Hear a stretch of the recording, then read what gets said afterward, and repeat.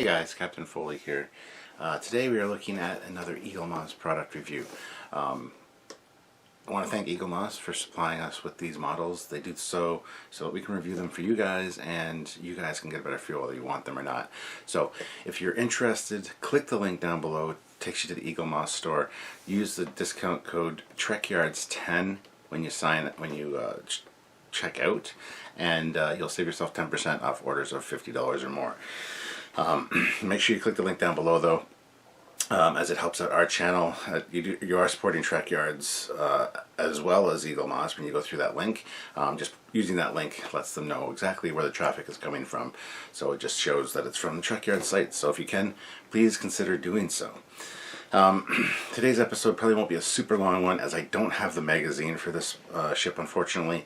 I got the ship a little while ago from them. As with the way things are done with Eaglemoss, I don't always get the magazines for each ship. So that being said, we're going to be taking a look today at Warship Voyager, which of course is from the episode Living Witness, which is probably the closest we get to a Mirror Universe Voyager crew, I think, which is kind of fun. Plus, I mean, with the EMH surviving and then heading back to the Alpha Quadrant still, you can still make an appearance in like a new episode of Discovery, you know, in the future. So that would be kind of awesome as well. So anyway, without any further ado, let's get this out of the packaging. As you can see, it's just the standard Eaglemoss Star Trek packaging, which I'm not a huge fan of this original packaging. The Delta on the back looks good. The different logos on the side also look good. And then the classic Star Trek on the top there. But it's just kind of plain looking and not very exciting. Plus, the magazines are like magazine size, so they're always separate and can get lost or misplaced away from the actual ship. So, not the biggest fan of this packaging, I gotta say. They did step it up. They did improve it for Star Trek Online ships. Much better. And the books and that they've scaled down to fit. So a lot better in that regard. So bravo to them for at least modifying that. So, alright, here we go. This is the Voyager. It's about the size of my hand, as you can see. And a lot of interesting little war type details on it. Lots of extra cannons and weapons added to it. Basically just a kitbashy version of the ship. So yeah. So let's get into the details of it, shall we?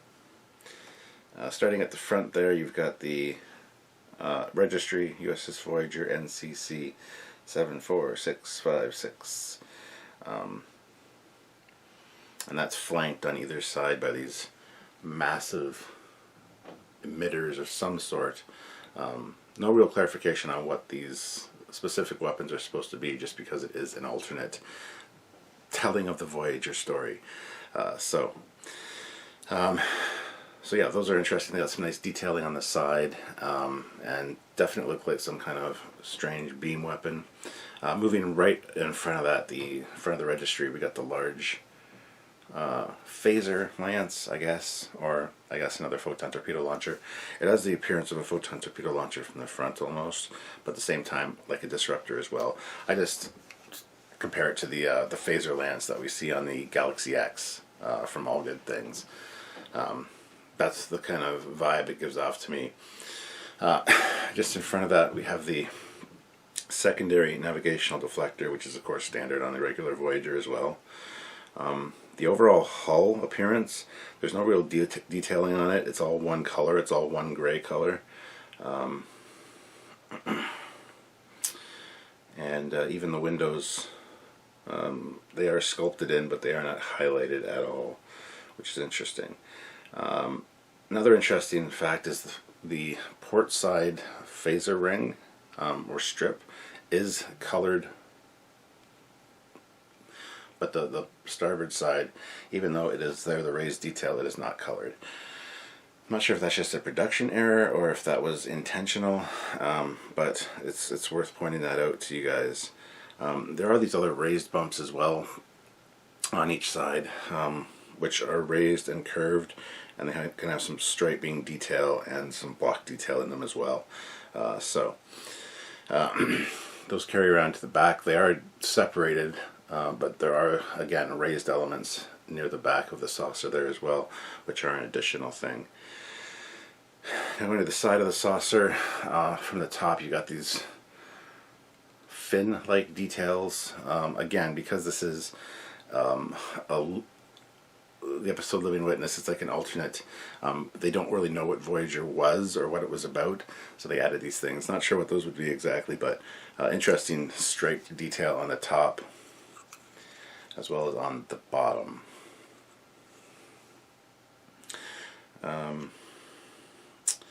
Moving to the rest of the ship, there's not much else new. You got the bridge detail there at the top, which is very similar,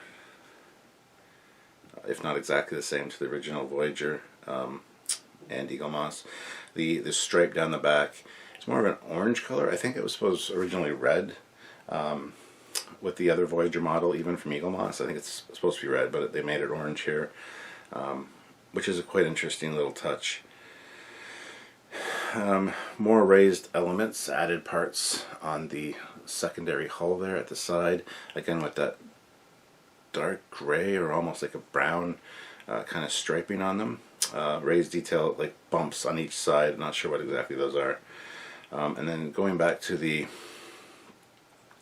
Shuttle Bay here, you can see some added details there. Now one of these sides of mine is really bent. I don't think it's supposed to be. I think it's supposed to be straight back as like a weapon, and the other side appears like it's snapped off on mine, which is odd because I haven't really had these out of the package. So let's take a quick look and see if it's in here, and it doesn't appear to be. However, that being said, my packaging is compromised in a few spots. You can see a massive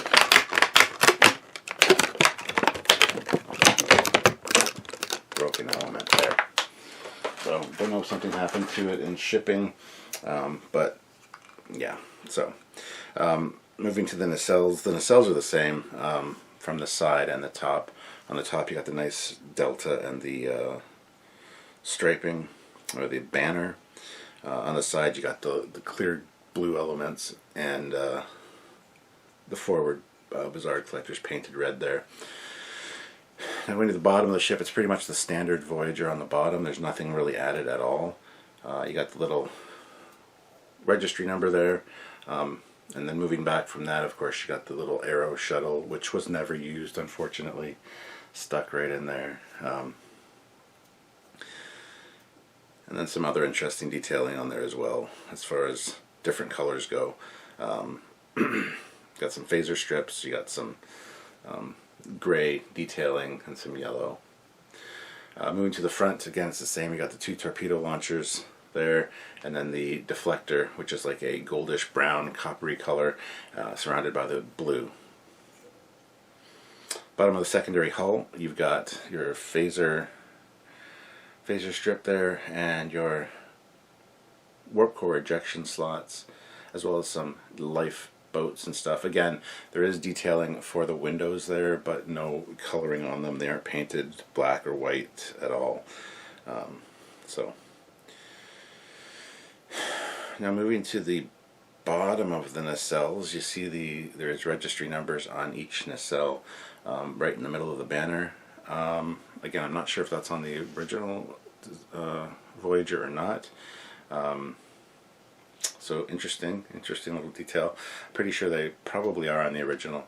I'd have to go take a look, but and then the center part has quite a bit of detailing. You got some dark gray paneling, as well as some small phaser strips and some other like lighter gray details as well. So a lot of detail going on there as well. So that's it, guys. Warship Voyager, great episode. As I said, Living Witness, check it out.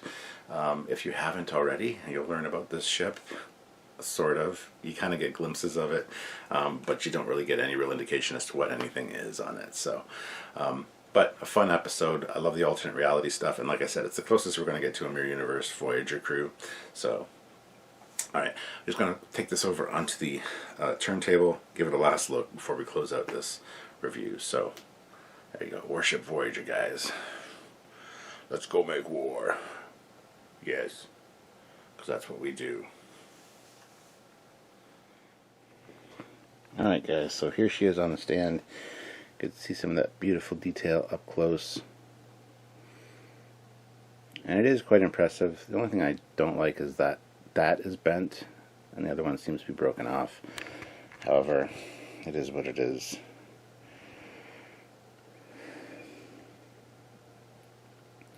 Other than that, some pretty impressive detail for such a small little model. So kudos to them. So, yeah, put this on a lower shelf. Again, you got some really nice looks of it. It's a great looking ship from up high. I'm not a huge fan of the way the stand works, though, because it slots into the back of the saucer like that. This just looks bulky and bad. I know it's clear plastic. It's supposed to alleviate that problem, but it doesn't for me. And then plus, it fits so far back on the stand. Like, I don't know, it just bugs me. On an eye level shelf, you see it there. A good angle for it, I guess. Even if it is angled up, so if you put it away from you, you got some good views of it as well. So it does look like it's in action, I guess. It doesn't look static, really. So I mean, there's that. If you want to put it on an eye level shelf, put it on a upper shelf, and again, you got some interesting views of it. Nothing to write home about, but anyway, yeah, so if you guys are interested in this or any other Eaglemoss, please click the link down in the description below. That'll take you to the Eaglemoss store. Fill up your cart and then use the discount code Trekyards10 at checkout to save yourself 10% off orders of $50 or more, which is easy to do with Eaglemoss. So please consider doing that and helping out the channel. It does help you out with a discount. It helps us out with a small commission, and it just helps it spread the Trekyards word. It shows them as well that there's traffic coming from the Trekyards page. So if you could do that, please consider doing so. And yeah, if Voyager is your thing, there are a few Voyager variants. There's a Borgified Voyager as well. There's Warship Voyager, and of course regular Voyager, and the XL Voyager, which I've done a review on as well. So check out any of the past reviews I've done on the other Voyagers.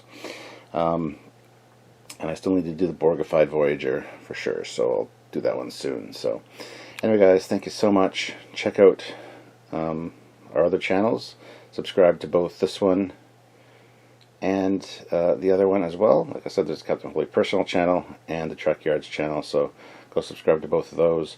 And yeah, check out other videos as well. As I said, there are a lot of Eaglemoss reviews and other great content from us, so by all means, check it out. So until next time, guys, I'm Captain Foley. This is Warship Voyager, because there is only one kind of Voyager. And thanks for watching, guys. Catch you later.